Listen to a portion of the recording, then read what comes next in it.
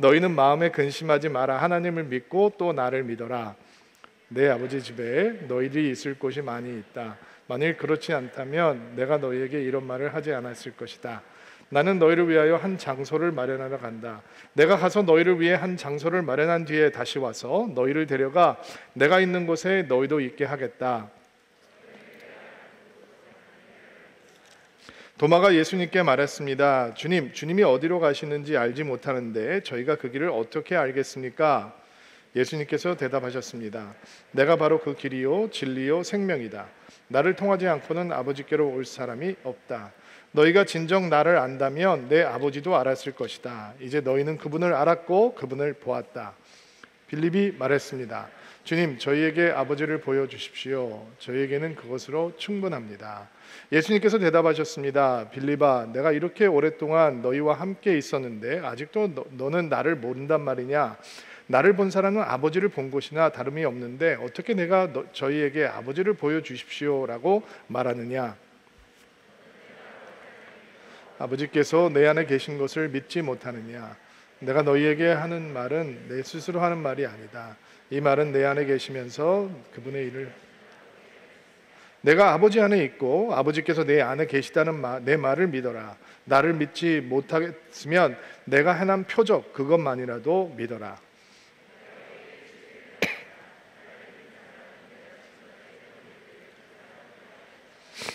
심지어 이보다 더 큰 일도 행할 것이다. 그것은 내가 아버지께로 가기 때문이다. 그리고 내가 너희에게 내 이름으로 무엇이든지 구하면 내가 너희에게 다 이루어 주겠다. 그래야 아버지께서 아들로 말미암아 영광을 받으시게 될 것이다. 14절. 아멘. 2022년 첫 해의 말씀을 근심하지 말라, 걱정하지 말라라고 하는 말씀으로 시작하는 거 굉장히 의미심장한 것 같아요. 그렇죠? 첫 주일인데 예수님께서 걱정하지 마, 근심하지 마라고 하는 말씀으로 저희를 위로하시고 도전하는 말씀으로 주셨어요. 우리 마음속에 원하지 않지만 얼마나 근심과 걱정의 생각이 많은지 몰라요. 제가 어느 가정에 신방을 해서 10살짜리 아이가 있는데 목사님이 축복하고 기도해 줄게, 이리 와봐 그러면서 이렇게 물어봤어요. 너는 뭐 기도하고 싶은 게 있어? 라고 물어보니까 10살이에요. 10살 초등학교 3학년짜리인데 저한테 심각한 표정으로 이렇게 얘기하는 거예요. 목사님, 대학 입학을 위해서 기도해 주세요. 이렇게 얘기를 하는 거예요. 참 어른이 망가뜨려 놓은 세상을 이게 아이가 살아가는데 세상에 10살짜리가 대학가 걱정을 하고 있다는 거예요. 실제로 10대 아이들에게 제일 큰 걱정은 성적과 이제 진학이죠. 20대 젊은이들에게는 학비 마련과 취업이 제일 큰 스트레스라고 하고 30대 사람들에게는 비싼 주거비가 스트레스의 걱정의 요인이 되고 40대 때는 자녀들 교육비 때문에 염려하고 50대 때는 자녀들 시집 장가 보내려고 마음이 쓰이고 60대만 넘어가면 노후 준비 때문에 걱정하고 근심한다는 거예요. 어느 조사를 보니까 사람들이 걱정하는 내용들이 이미 지나가 버린 일들이 30%래요. 실제로 일어날 가능성이 전혀 없는 일들이 40%, 일어난다고 해도 별 문제가 안 되는 것들이 22%, 그리고 우리 힘으로 어쩔 수 없는 사건들이 한 4% 된다는 거예요. 그러니까 우리가 걱정하는 내용의 96%는 뭐 우리가 어쩔 수 없는 내용이고 다 쓸데없는 내용이라는 거예요. 4%를 제외하고는 걱정을 안 해도 되는데 사실 그게 마음으로 되나요? 파도처럼 밀려오고 있는 걱정과 근심, 성경은 이 걱정이 어떤 힘이 있다라고 얘기를 하냐면 우리 뼈를 마르게 한다라고 해요. 엄청난 힘이죠. 걱정과 근심이 우리에게 밀려오면 우리 뼈가 마르는 것 같고 몸이 쇠약해지고 심령이 상한다라고 성경은 이야기하고 있습니다. 근심이 허상이라는 거 알아요. 걱정이 현실과 거리가 먼 것이고 과대한 상상력이고 과대 망상이고 이런 거 전부 다 잘 알고 있는데 근심과 걱정이 슬며시 우리의 삶 속으로 들어오면 밀어내지를 못하는 거예요. 거기에 사로잡혀서 숨통이 막혀 버리는 거죠. 마귀가 인간을 유혹하고 무너뜨리는 도구들을 전시하고 있었습니다.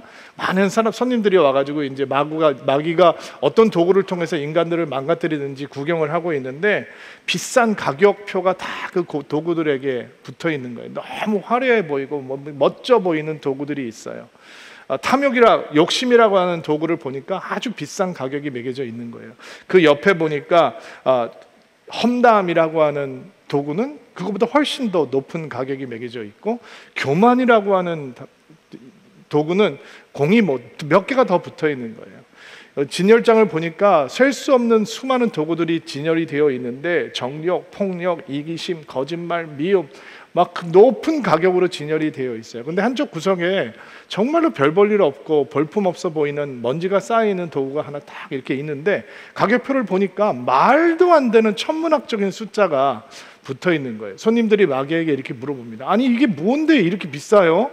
이게 뭐길래 이렇게 높은 가격이 매겨져 있는 거예요? 마귀가 그 도구를 들고 품에 안고 음흉한 미소를 지으면서 이렇게 얘기합니다. 이건 내가 제일 아끼는 도구인데, 어떤 무기도 먹히지 않는 크리스찬들을 만날 때 이 도구를 사용하면 언제나 승리할 수 있었습니다.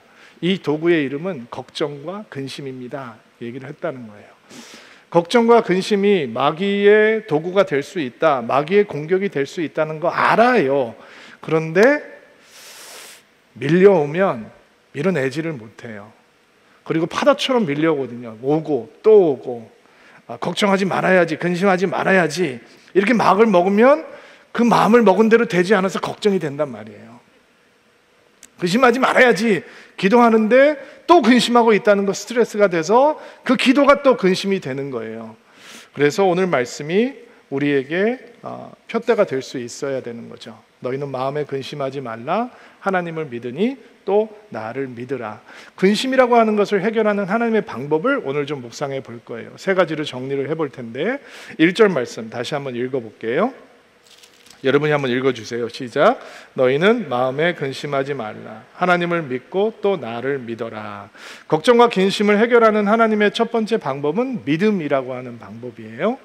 예수님께서 제자들에게 마음에 근심하지 말라라고 하는 말씀을 왜 하셨을까? 오늘 말씀의 배경이 요한복음 13장 말씀을 보면, 13장부터는 이제 예수님과 제자들이 프라이빗하게 보내는 마지막 이별의 순간들을 담고 있다라고 여러 차례 설명을 드렸어요.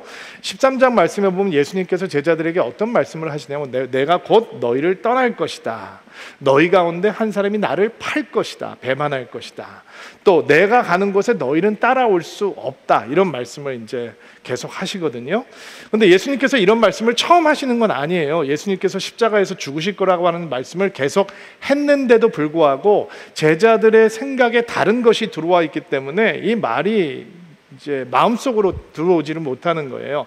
실제로 마지막 만찬의 자리에서 예수님께서 죽음을 말씀하시는데도 불구하고 누가 큰 자인지 서로 다퉜던 사람들이잖아요. 그런데 정신을 번쩍 차리고 보니까 예수님이 떠나신다고?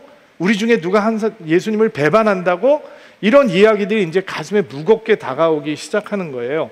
그런 말씀을 듣다가 베드로가 정신을 차리고 예수님에게 이렇게 말을 합니다. 나는 절대로 주님을 배반하지 않을 것입니다. 주님을 위해서 내 목숨까지도 내어놓을 수 있습니다. 마태, 마가복음의 사건을 보면, 똑같은 기사를 보면 베드로가 흥분하면서 이 사람들은, 이 다른 제자들은 주님을 배반할 수 있지만 나는 절대로 주님을 배반하지 않을 겁니다 라고 큰 소리치고 장담하고 있다라고 하는 것을 볼 수 있어요.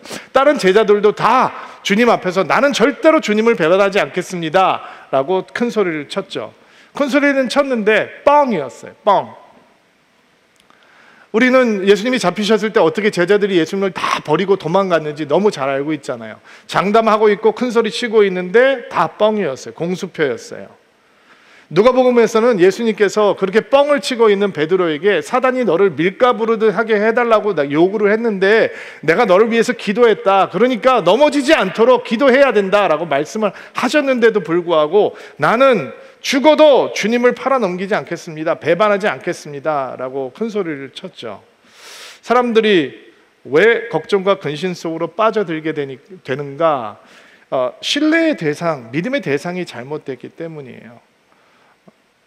나는 믿음의 대상이 아닌데 나를 믿고 큰 소리를 치니까 걱정과 근심을 막아낼 수가 없는 거예요.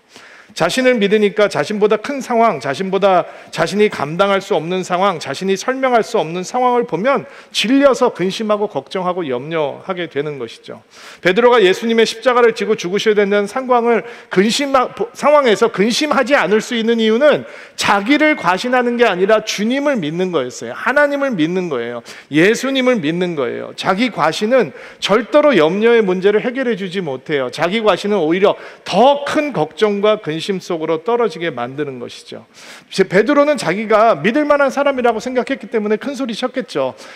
예수님, 저는 그렇지 않습니다. 다른 제자들도 마찬가지예요. 다른 제자들도 자신들을 믿을 만한 대상이라고 생각했기 때문에 우리는 절대로 주님을 버리지 않을 겁니다 라고 얘기를 했겠죠. 그렇기 때문에 자기를 믿고 있으니까 그들은 걱정하고 근심하는 이 늪으로 빠져들게 되는 것입니다. 그들의 큰 소리는 허탈한 공수표가 되는 것이죠. 예수님께서는 자신들을 믿고 큰 소리로 공수표를 떼고 있는 제자들에게 근심 해결할 수 있는 하나님의 방법을 알려주시는 거예요. 하나님을 믿으니 또 나를 믿으라 라고 하는 믿음이 걱정과 근심을 물리쳐주는 하나님의 방법이라는 거예요. 같은 믿음이죠. 하나님을 향한 믿음, 예수님을 향한 믿음, 다른 믿음이 아니라 같은 믿음이에요. 아버지 하나님을 믿는 믿음이 예수님을 믿는 믿음이고, 예수님을 믿는 믿음이 아버지 되신 하나님을 믿는 믿음이에요. 여기서 믿으라라고 하는 말씀은 이런 번역이 가능해요. 믿으라, 계속해서 믿으라, 믿고 또 믿으라, 믿고 계속해서 믿으라, 이런 뜻이란 말이에요. 그냥 한 번 믿고 끝나는 것이 아니라 지속적으로 확인하고 또 확인하고, 믿고 또 믿고, 확신하고 또 확신하고, 이렇게 믿으라는 단어의 의미를 가지고 있어요.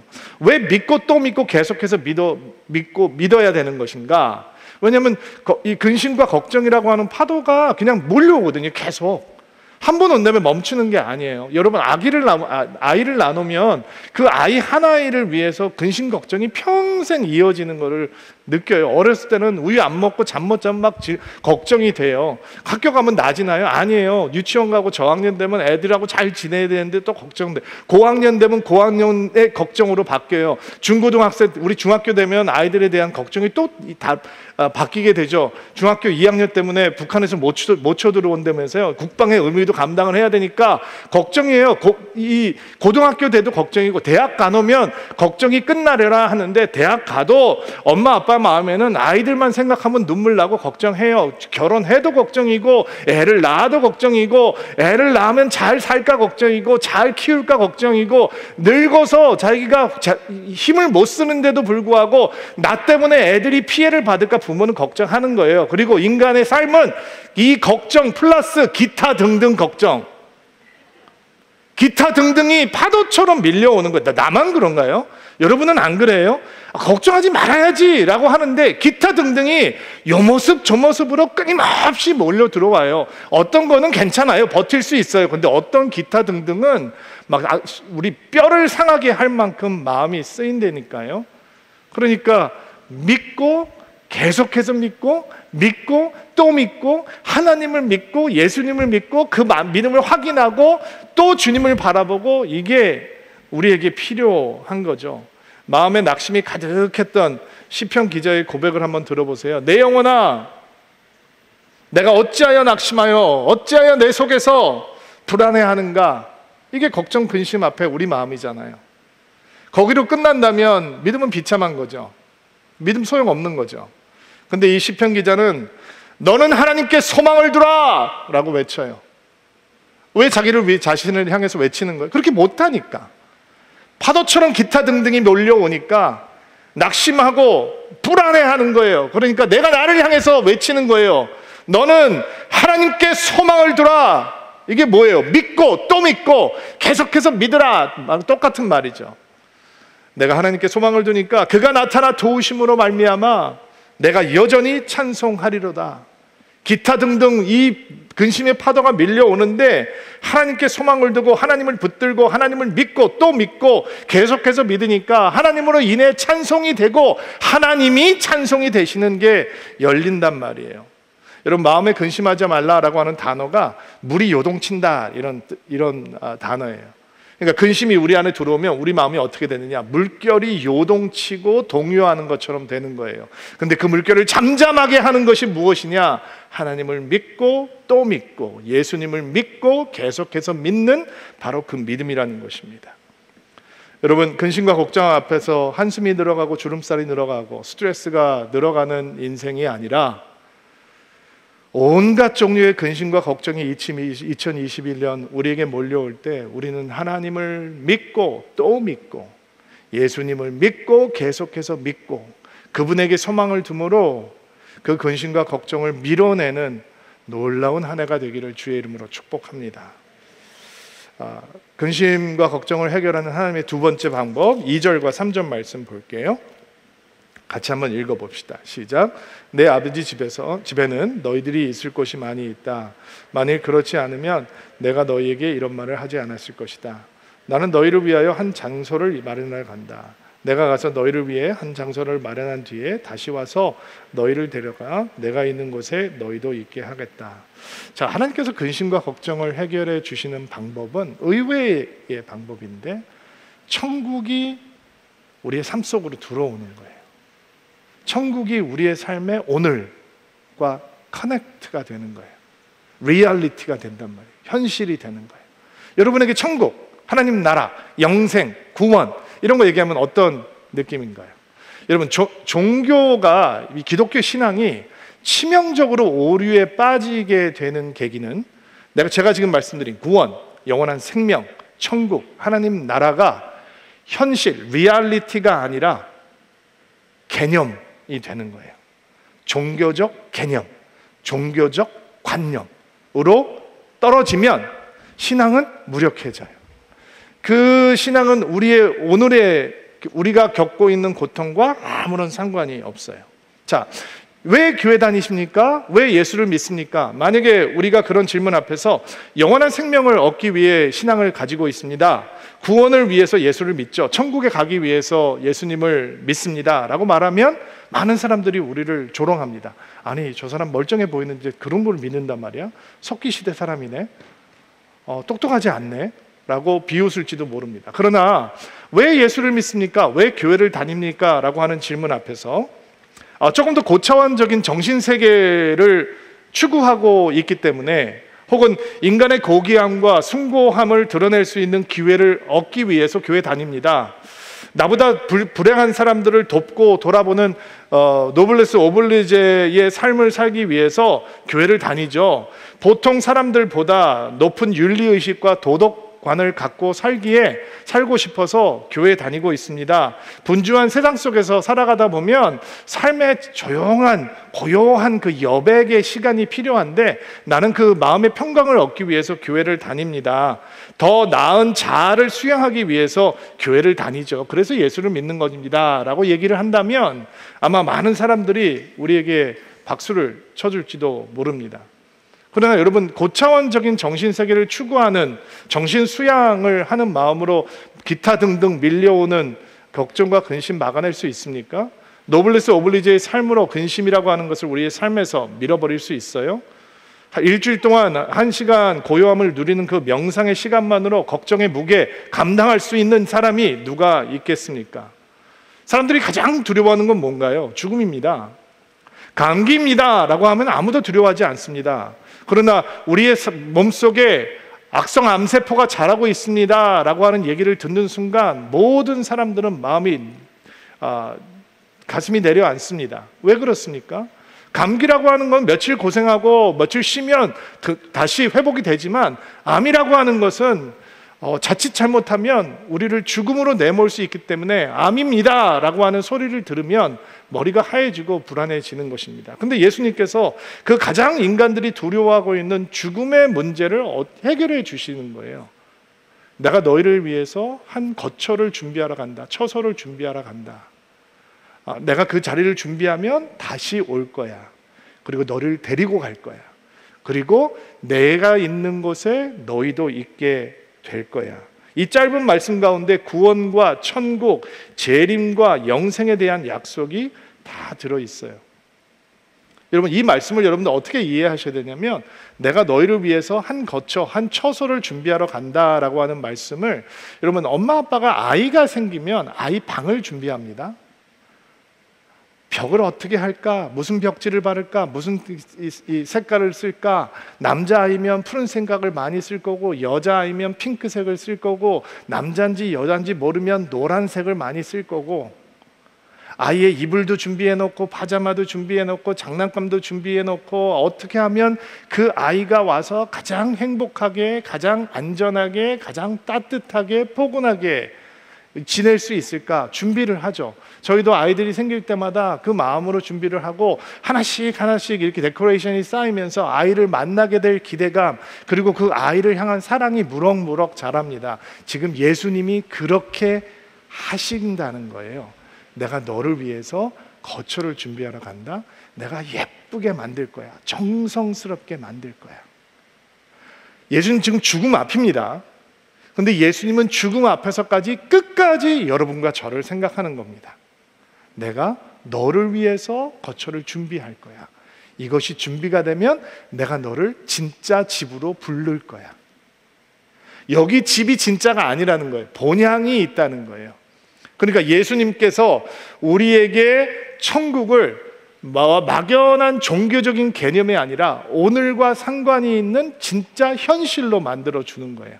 그러니까 그 예수님을 향한 믿음이 생기면 우리의 정체성이 바뀌는 거죠. 우리는 이 땅을 살아가는데 이 땅이 우리가 순례하는 곳이 되는 거예요. 우리에게 종착지가 있는 거죠. 목적지를 모르면 방랑자가 되지만, 목적지를 분명하게 알고 있으면 순례객이 되는 거예요. 그리고 인생을 사는 이유도 달라지고 몰라져요. 이게 예수님께서 우리에게 천국을 가져다 주신다는 말씀이 종교적인 개념과 관념으로 끝나지 않기 위해서 예수님께서 도장을 꽉 찍으시는데, 그 도장이 뭐냐면 맵을 주시는 거예요. 맵을, 지도를 주신단 말이에요. 여기 내가 준비하는 처소가 있는 곳, 갈 수 있는 맵이 여기 있다, 이렇게 설명을 주시는 거예요. 6절 말씀이에요. 한번 볼게요. 6절 말씀 한번 읽어주세요. 시작.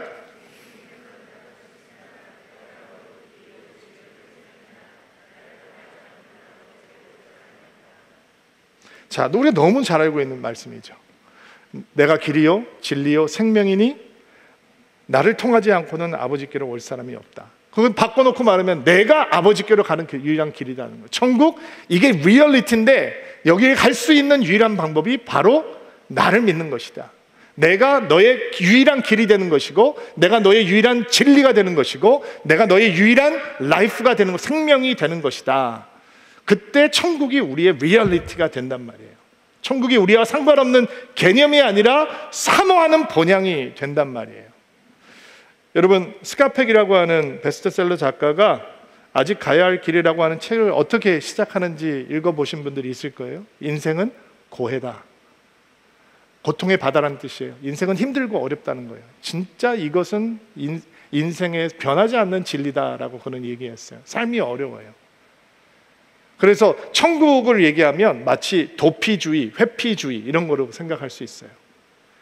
어려운 삶에서 맞서 싸워서 대응하는 용기 있는 삶의 태도가 아니라, 삶이 힘들고 어려우니까 천국을 막연하게 그리워하는 건 비겁하고 패배주의적인 태도다라고 생각을 할 수 있는데, 전혀 그렇지 않아요. 그 천국이 본향이 되면 오히려 이 세상에 집착하고 이 세상에 몰두하는 것이 도피주의인 거예요.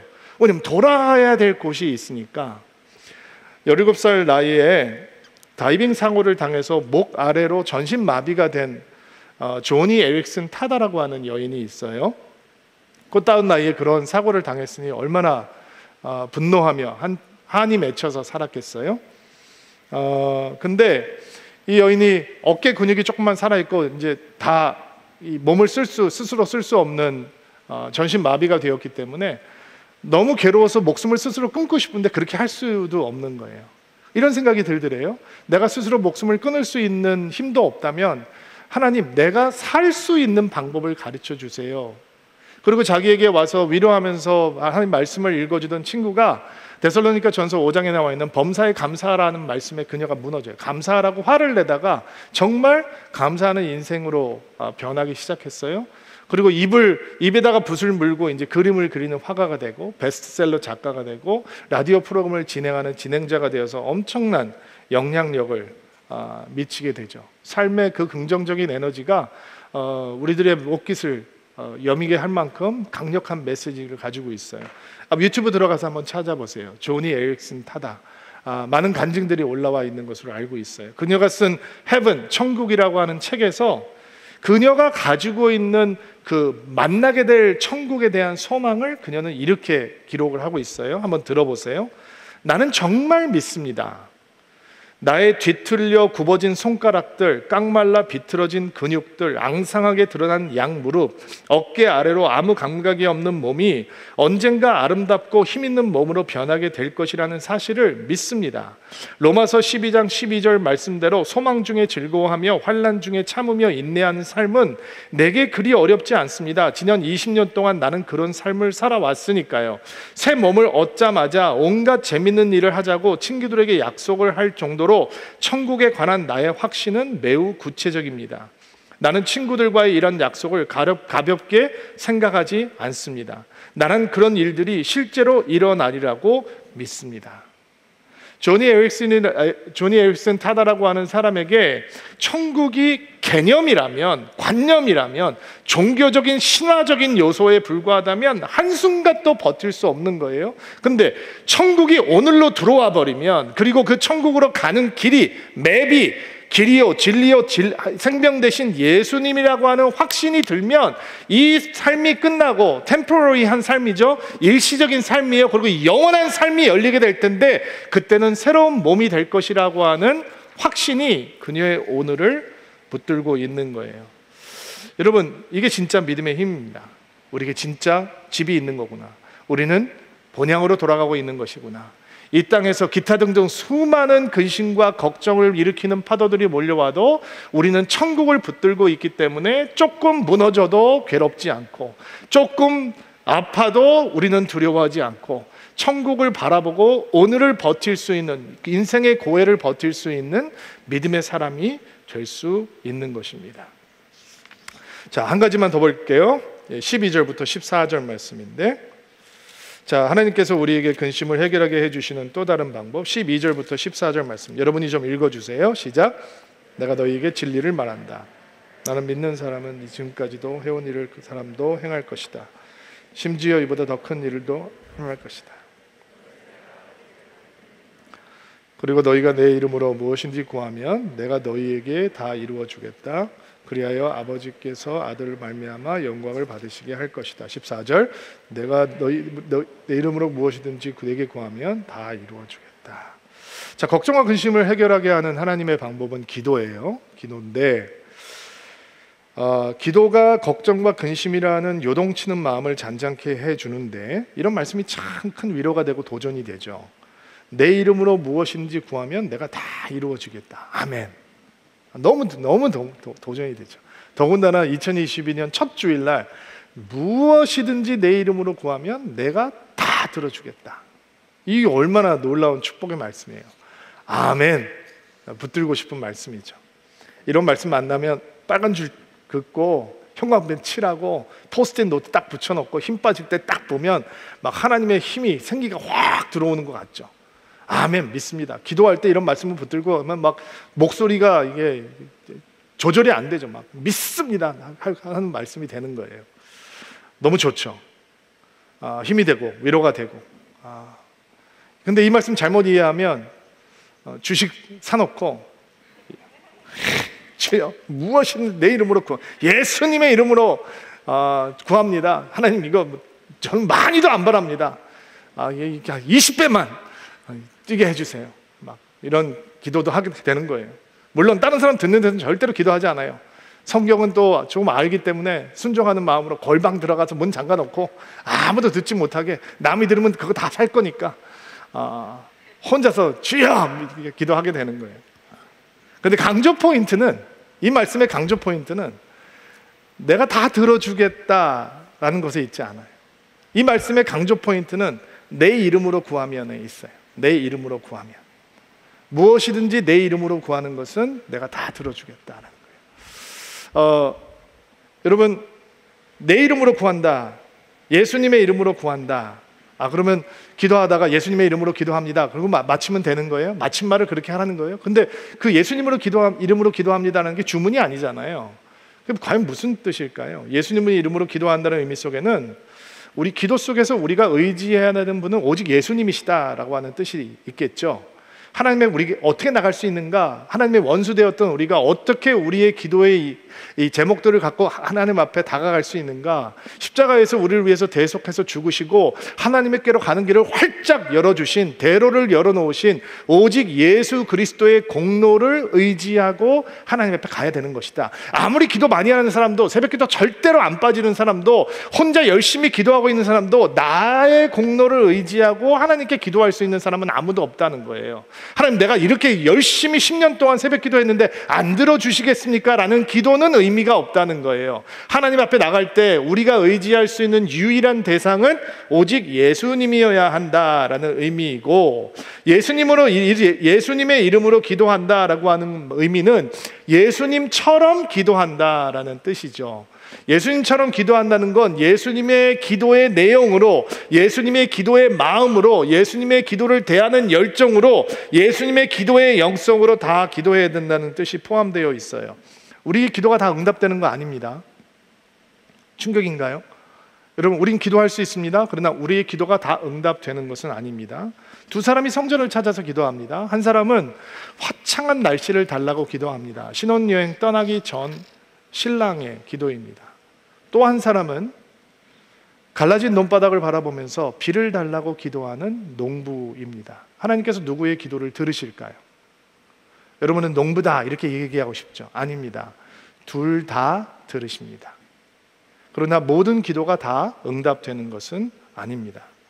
모든 기도가 응답되는 것은 아니다라고 하는 사실이 예수님처럼 기도해야 된다는 도전을 우리에게 매우 진지하게 받아들이게 해주죠. 예수님처럼 기도한다라고 하는 것은 내가 원하는 것을 넘어 아버지께서 원하시는 것, 아버지의 뜻, 아버지께서 구하기를 원하시는 것 속으로 들어가서 기도한다라고 하는 것입니다. 가끔 이런 생각을 할 때가 있어요. 제가 저에 대해서 얘기하는 겁니다. 내가 기도하는 거 하나님께서 다 들어주시면 큰일 나겠다, 이런 생각을 할 때가 있어요. 예수님처럼 기도한다라고 하는 뜻 속에서는 어쩌면 우리는 버려야 될 기도 제목들을 몇 가지는 발견하게 될 줄 모릅니다. 예수님처럼 기도한다. 아버지의 뜻 안에서 구하셨던 것처럼, 기도를 이벤트로 삼지 않고 삶의 한 부분으로 삼으셨던 것처럼, 기도가 우선순위였던 것처럼, 땀방울이 핏방울이 되도록 치열하게 처절하게 기도하셨던 것처럼, 기도가 가장 중요한 일이었던 것처럼 예수님처럼 기도하라. 그러면 내가 듣겠다라고 말씀을 하고 있는 것입니다. 기도하는데 예수님 닮아가지 않는다. 기도하는데 내 속사람이 예수의 향기로 채워지지 않는다. 아마 예수님처럼 기도하지 않고 내 욕심을 따라 기도하기 때문은 아닐까 생각해 보아야 합니다. 기도의 자리에서조차 내 고집, 내 욕심, 내 어젠다 포기하지 못하고 신앙이라는 이름으로, 기도라는 이름으로, 하나님의 이름으로 결국 내가 원하는 것을 얻어내려고 떼쓰는 수준에 머물러 있기 때문에 우리는 기도하지만 예수님처럼 기도하지 못하고, 기도하지만 예수님을 닮아가지 못하고 있는 것입니다. 여러분, 축복합니다. 올 한 해 기타 등등 수많은 근심과 걱정의 파도가 여러분의 삶을 향해 밀어닥칠 겁니다. 예수님처럼 기도하는 한 해가 되기를 바랍니다. 그 기도를 주께서 들으시고 요동치는 근심과 걱정의 물결을 잔잔케 해주실 것입니다. 이 은혜가 여러분에게 가득해지는 2022년 되기를 주의 이름으로 축복합니다. 자, 가슴에 손을 얹고 안수하시고요. 여러분을 위한 첫 주일 축복 기도 주님께 드리겠습니다.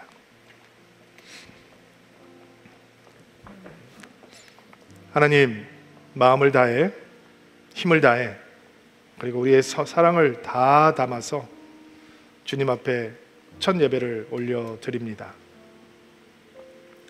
주의 말씀을 아멘으로 감사하는 마음으로 받았습니다. 너희는 마음에 근심하지 말라. 주님, 그렇습니다. 몰려오는 파도처럼 걱정과 근심이 우리의 삶에 밀어닥칠 때 때때로 우리는 뼈가 상할 만큼 그 걱정과 근심의 생각에 파묻힙니다. 그러나 오늘 주께서 주신 말씀을 힘이요 능력으로 붙들겠습니다. 하나님을 믿고 예수님을 믿고 또 계속 믿음으로 걱정과 근심을 고요케 하는 참된 믿음이 될 수 있도록 도와주옵소서. 천국을 바라봅니다. 오늘이 힘들어서 도피하고자 한 마음이 아닙니다. 우리가 돌아가야 될 본향이기에 하나님께서 거기에 우리를 향한 아름다운 거처를 준비하고 기다리고 계시기에 언젠가는 주께서 우리를 부르시고 주님 있는 곳에 우리가 반드시 있어야 하기에 그 천국이 오늘의 고통을 향한, 오늘의 걱정을 향한, 근심을 향한 하나님의 대안이 되게 하옵소서. 그 소망으로 오늘을 이기게 하시고 그 천국을 향한 하나님의 맵, 예수께서만 길이요 진리요 생명 되시다고 하는 변하지 않는 진리를 붙들고 복음을 따라가는 믿음의 사람들 되게 하옵소서. 예수님처럼 기도하는 하나가 되기를 축복합니다. 예수님의 이름으로 기도하며 예수께서 구하셨던 것을 구하며 예수의 마음으로 기도하며 예수의 열정으로 기도의 자리에 앉으며 예수께서 기도하면서 흘리셨던 눈물과 땀을 흘릴 수 있는 기도의 사람들이 될 수 있도록 우리 사랑하는 드림인들을 축복하여 주옵소서. 우리가 주의 이름을 부르며 기도할 때 우리의 마음속에 요동치고 있는 근심과 걱정의 파도가 잔잔해지게 하시고 하나님의 평강이 우리를 한 해 동안 인도하는 축복이 이어지게 하옵소서. 예수님의 이름으로 기도하옵나이다. 아멘.